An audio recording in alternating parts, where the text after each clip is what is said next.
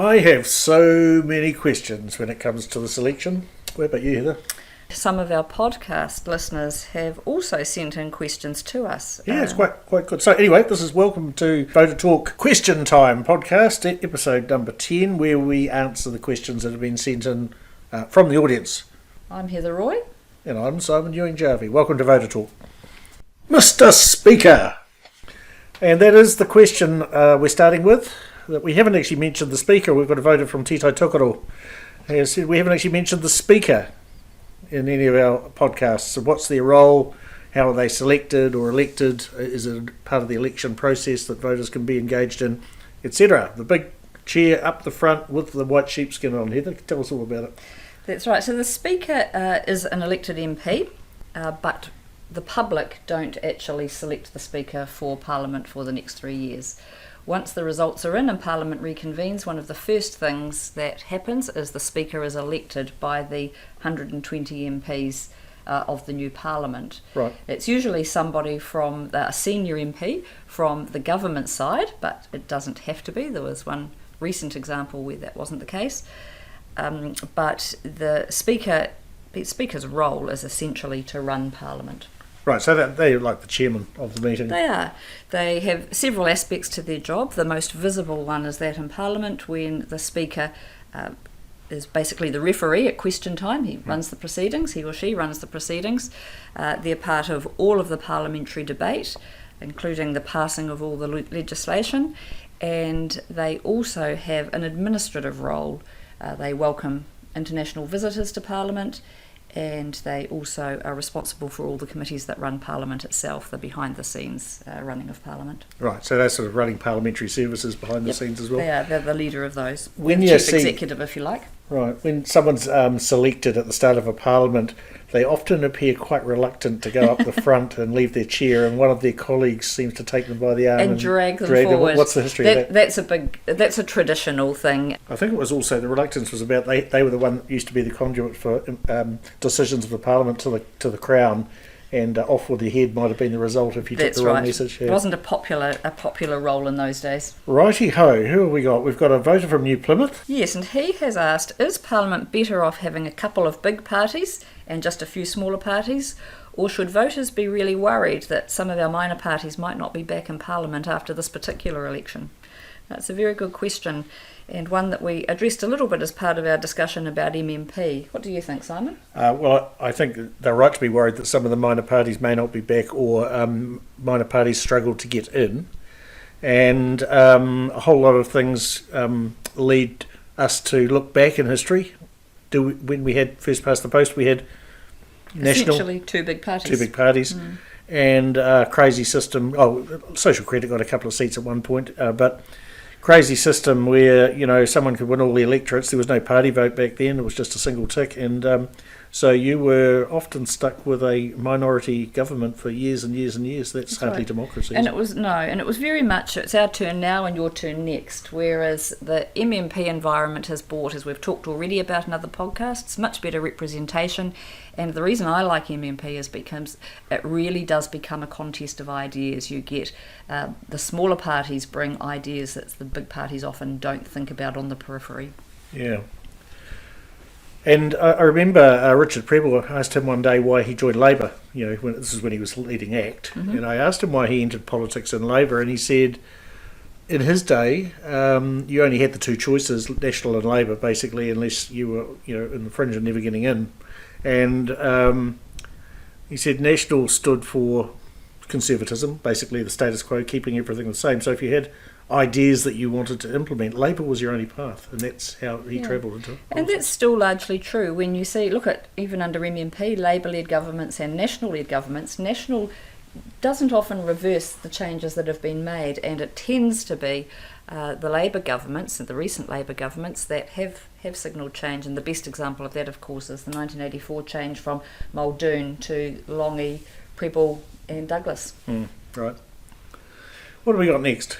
The next question is from a Christchurch voter, and she's asked, why do media focus so much on polling? Polls, to my mind, she says, suggest to voters who they should vote for, It brings into question the wasted vote and completely ignores policy, which she believes is the only thing people should be voting for. Well, she's absolutely right on the last bit, but unfortunately, for a variety of reasons, a lot of people don't spend a lot of time researching. We've developed this presidential style, TV style campaign in New Zealand where you're just looking at the two leaders and popularity stakes, which I think have absolutely no place in the decision making for voters. Yeah. I think this question is actually much more about the influence that the polls might have on people. Yeah, true. And I think that the polls do influence the way in which people vote. It does talk to the wasted vote that we talked about in the previous podcast. I think that when voters see that the minor parties particularly are perhaps going to struggle to get to 5%, they will change their mind to voting for a party that they might feel a lot of alignment with to one of the bigger parties, so that their side, if you like, is the one that's elected rather than the party that they really want. So I think the polls do have the danger of being quite influential on and moving people away, veering them away from a party that they would rather vote for. Yeah, the reporting is snapshot reporting, very little in the way of trend reporting, and most people haven't done a statistics That's right. paper since maybe a little bit at school. That's right. So if you're going to pay any attention to any polls, I think it is much better to look at the poll of polls and average them out. But my advice would be, and this is advice that I've been giving for a very long time now, is vote for the party that you really believe in, so that we get true representation in our parliament. Yeah, there's another couple of things I just want to add to that, somewhat cynically but true, of online sites is if something's free, it means you're the product. And so if you go to a website that is offering free news, for instance, and that means that someone else is paying for it, and that someone else is an advertiser. Their job is to keep you on that website for as long as possible, clicking on as many links as possible, and the sensationalism that builds around polling helps them do that. Now, my right honourable colleague to the left. Well, thank you very much for the promotion, but it's completely unfounded.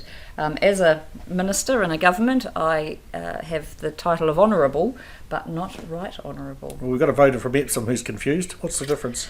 There is quite a lot of confusion about that. People aren't quite sure which to use.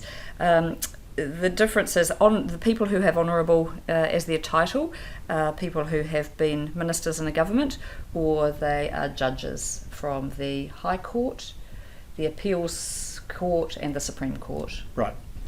It's all sort of changed about 2010. But before that, if you were a right honourable, you were a member of the Privy Council. We've got our own Supreme Court now.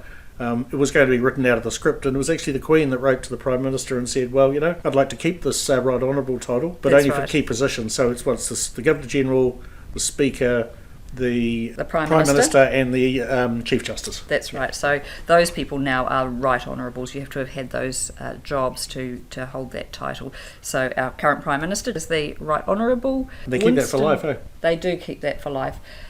Those people who have honourable don't necessarily keep that for life. That can be taken from you. But at the recommendation of the Prime Minister to the Governor-General, when you leave Parliament, that allows you to continue using the title. Right. Great. So when they're talking about my honourable friend or my honourable member, that's nothing. Actually, that's not a title. It's being used as a politeness. Yes.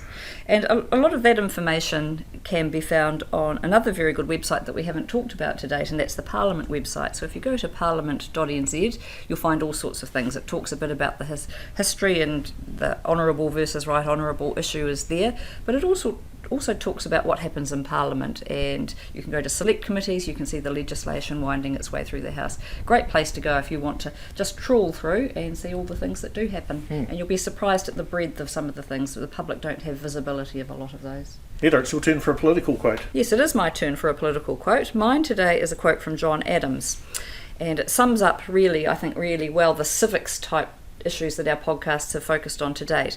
So the quote is this: "Government is instituted for the common good, for the protection, the safety, prosperity and happiness of the people, and not for the profit, honour or private interest of any one man, family or class of men."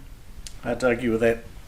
Okay, well that's it from us today. If you would like to send us your questions to cover in future podcasts, please get onto the contacts page at our website, talkpoint.co.nz. That's TORQUE point. And you can also find us on social media, Twitter, Facebook, LinkedIn, YouTube and so on. I'm Simon Ewing-Jarvie. And I'm Heather Roy. Talk to you later.